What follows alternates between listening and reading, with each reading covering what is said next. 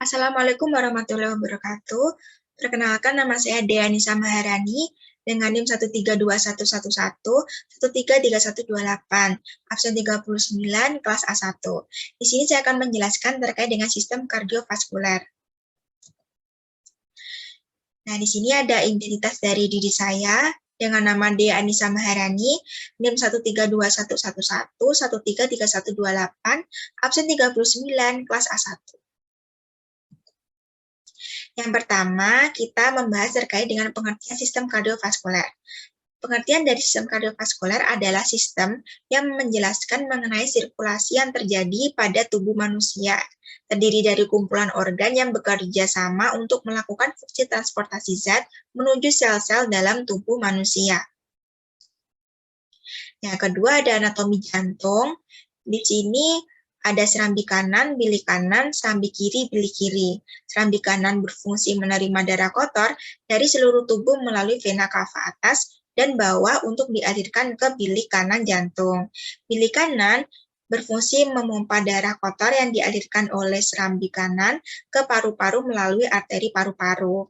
Kemudian di serambi kiri berfungsi menerima darah bersih dari paru-paru melalui vena paru-paru untuk dialirkan ke bilik kiri jantung.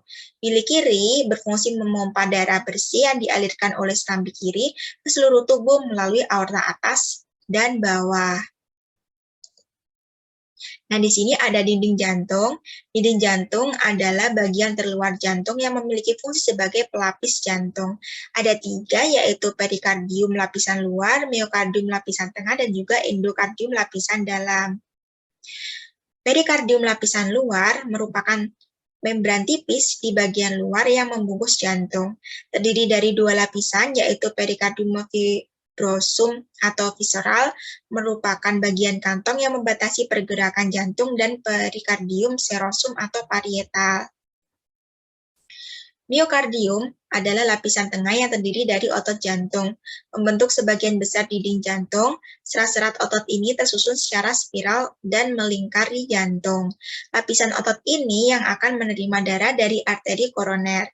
Susunan miokardium yaitu otot atria, otot ventrikuler, dan otot antrioventrikuler. Kemudian ada endokardium, lapisan dalam yang tipis endotelium, suatu jaringan epitel unik yang melapisi bagian dalam seluruh sistem sirkulasi. Baik, kemudian ada katup jantung. Pembagian jenis katup jantung ada 2, yaitu katup anteroventrikuler dan juga katup semilunar. Katup anteroventrikuler ada 2, yaitu katup tricuspid dan juga katup mitral atau bicuspid. Kalau katup semilunar adalah katup pulmonal dan katup aorta. Katup tricuspid adalah struktur jantung ini terletak di antara atrium kanan dan ventrikel kanan, yaitu pada lubang anteroventrikuler kanan. Katup tricuspid terdiri dari 3 flaps, yaitu anterior, septal, dan posterior. Fungsi katup jantung tricuspid adalah mengatur aliran darah antara atrium kanan dan ventrikel kanan. Katup mitral atau bicuspid adalah bagian katup ini terletak di antara atrium kiri dan ventrikel kiri, tepatnya pada muara anteroventrikuler kiri. Fungsinya adalah memungkinkan darah yang kaya oksigen dari paru-paru lewat dari atrium kiri ke ventrikel kiri. Kemudian ada katup pulmonal, adalah struktur jantung ini berada di antara ventrikel kanan dan batang baru atau lubang paru. Terdiri dari selebaran kiri, kanan, dan anterior, memiliki fungsi mengontrol aliran darah dari ventrikel kanan ke arteri pulmonalis yang membawa darah ke paru-paru untuk mengambil oksigen. Katup aorta, bagian jantung ini terletak di antara ventrikel kiri dan aorta ascendens atau lubang aorta. Kutub aorta terdiri dari 3 selebaran kiri, kanan, posterior. Fungsinya adalah membuka jalan bagi darah yang akan oksigen untuk mengalir dari ventrikel kiri ke aorta, arteri terbesar tubuh. Baik, di sini ada pembuluh darah, arteri, kapiler, dan vena. Arteri terletak lebih ke dalam permukaan tubuh.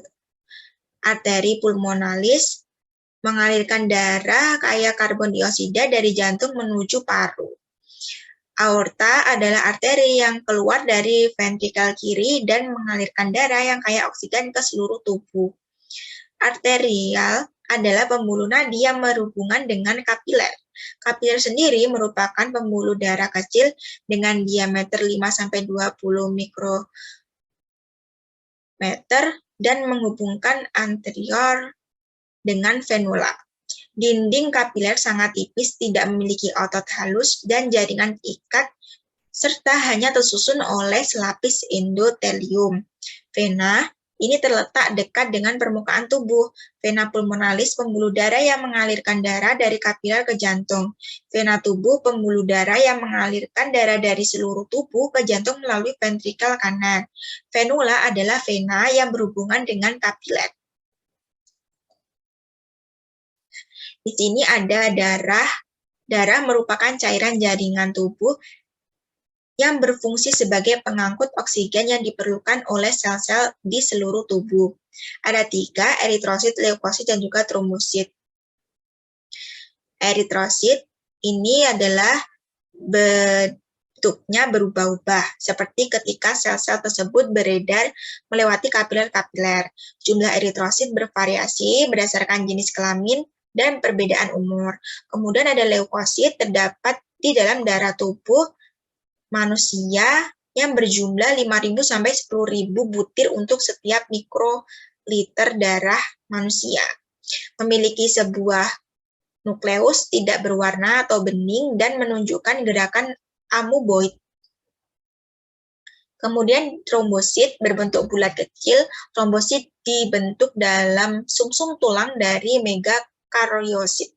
Trombosit dalam darah adalah antara 150.000 sampai 400.000 butir per mikroliter darah.